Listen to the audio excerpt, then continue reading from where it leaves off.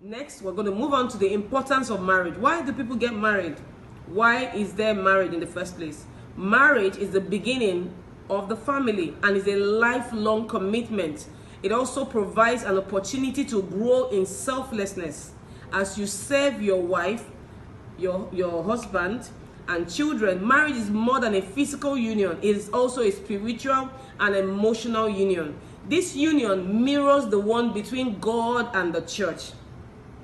This is what God's intention was for marriage when he started off, with marriage.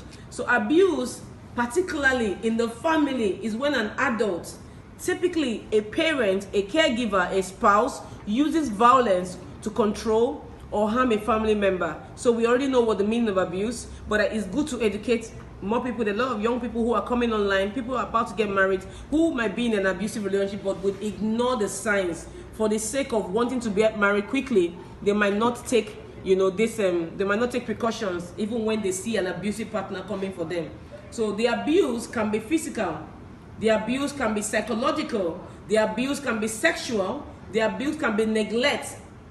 Neglect is another form of abuse. Neglect is when a parent or caregiver who have a responsibility to care for a young person don't meet their basic needs. Even in marriage, sometimes you hear stories of husbands neglecting their wives, neglecting their responsibilities, leaving the wife to handle everything that comes. It says we are fearfully and wonderfully made. What are the myths of abuse? There's a myth. I come from a good family. Abuse cannot happen to. That's a lie. Today, that's a lie. Truth. Violence can happen in any family, neighborhood, or community. The myth. I have a really bad. I behave badly sometimes. So if my caregiver abused me, it's my fault. I behave badly, so my husband can slap me. My husband can match me. My husband can take away my car keys and tell me not to go in because I bought the car, or rather, he bought the car for me. So when you say, okay, it's allowed, let me explain the reason why the person is like that. That is where the enemy has cheated so many people in the body of Christ. Because God said we should be humble does not mean we should accept abuse. I've been through abuse. I've experienced abuse in different forms, and God has given me victory on every side. God has raised me up to be bold. God has raised me up to speak up.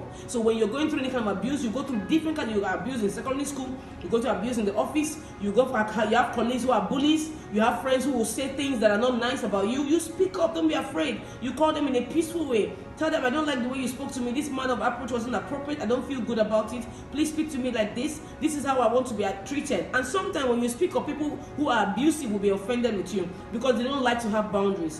What about another myth? Is my parents yells at me, calls me names, is not abuse. That is an abuse. Truth, abuse isn't just about physical harm. Abuse can be emotional. Abuse can be neglect, abandoning your children, no good food, no proper care, no plan for education. Your children are not doing well academically. You don't care because you're not academically inclined. Instead of you to outsource that responsibility, find a good, safe